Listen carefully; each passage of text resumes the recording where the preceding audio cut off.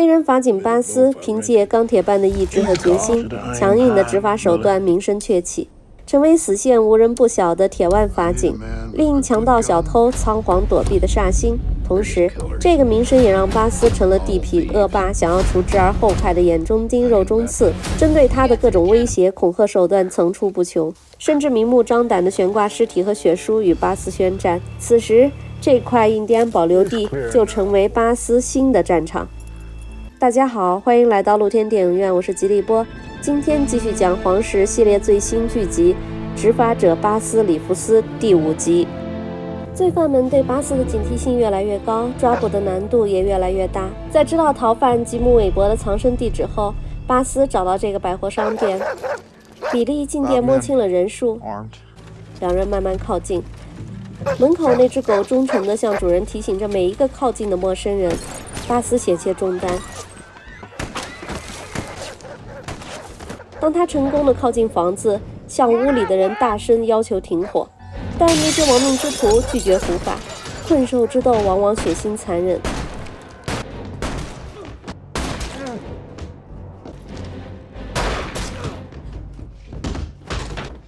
在一阵激烈的枪战后，比利受伤了。吉姆逃到牛栏边做垂死挣扎，拒绝投降。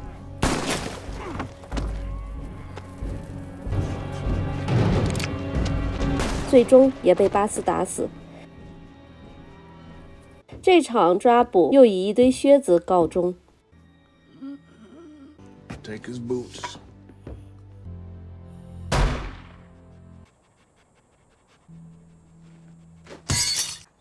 放掉忠诚的狗。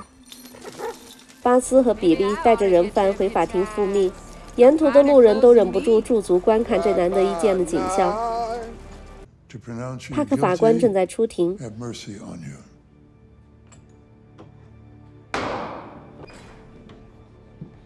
巴斯领到了这一趟的薪水。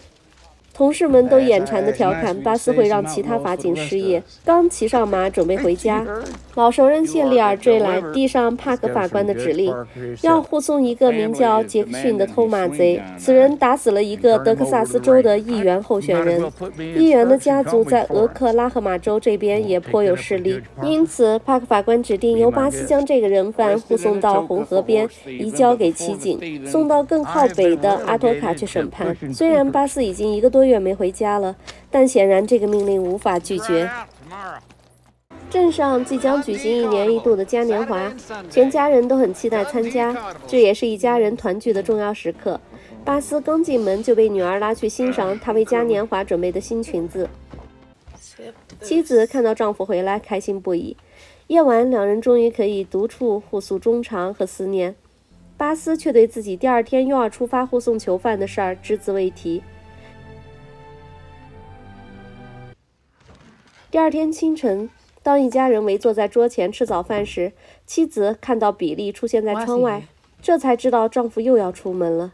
巴斯赶紧解释，但为时已晚。萨莉失望地扭头而去，妻子也抱怨丈夫太投入工作而忽略了家人。巴斯认为自己接受这份工作时曾发过誓，所以必须要遵守诺言，尽职尽责。更何况这份工作的薪水可以让全家人过上体面的生活，受人尊敬，买得起钢琴。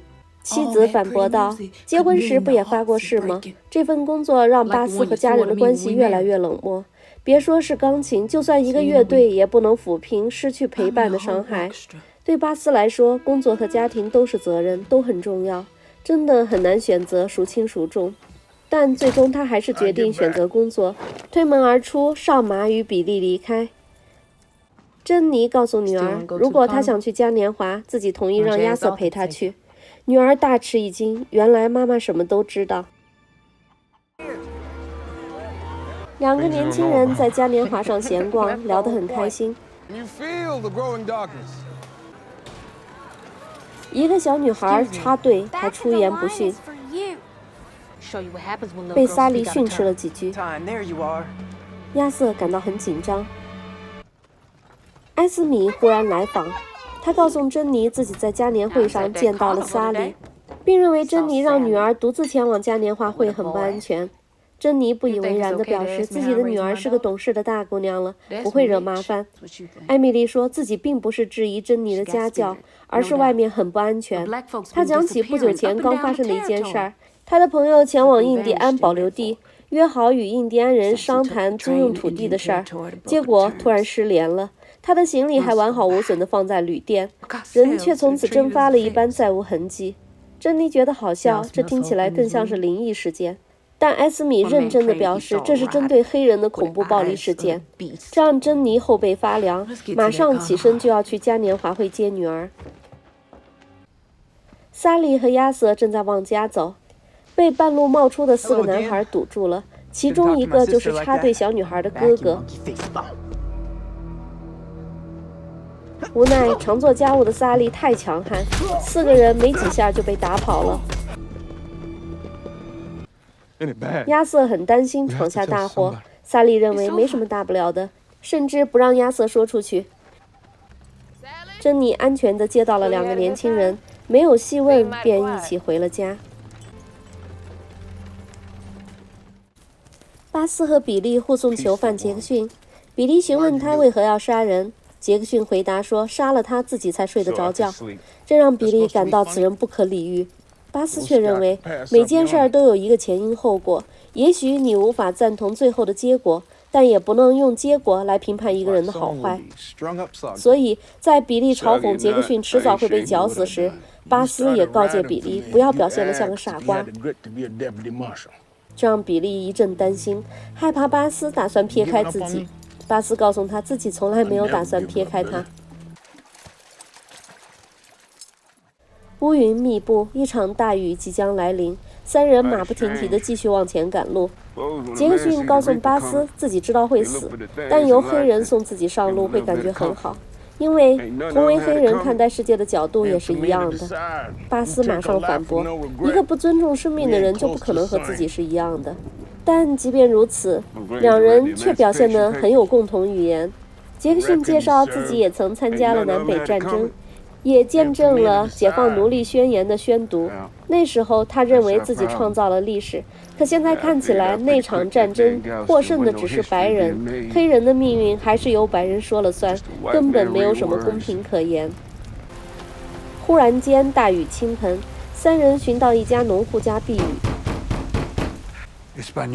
但对方并不懂英语，还好比利能够交流。2个老人勉强收留了3人。巴斯取下了杰克逊的手铐，主人准备了吃的和喝的。比利突然发现架子上放了不少草药罐子，赶紧示意大家不要喝茶，但巴斯已经喝了一口。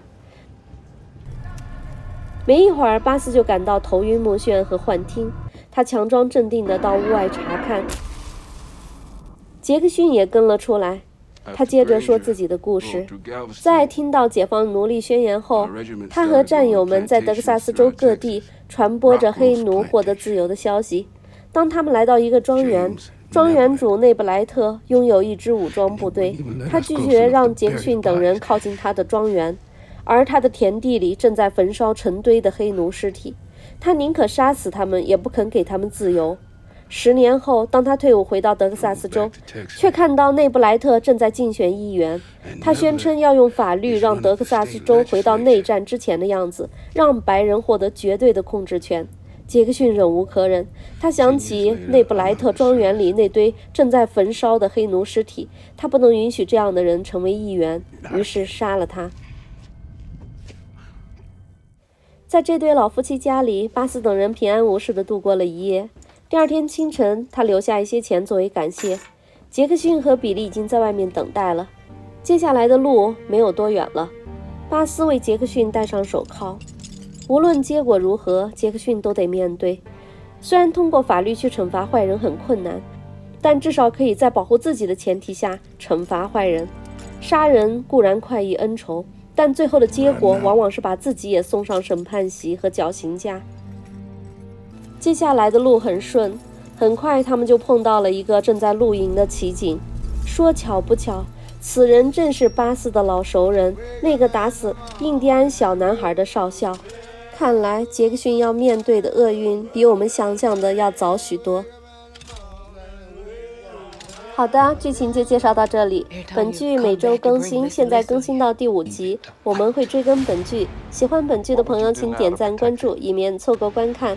谢谢大家光临露天电影院，我是吉利波，欢迎大家在留言区与我们互动交流，我们下集见。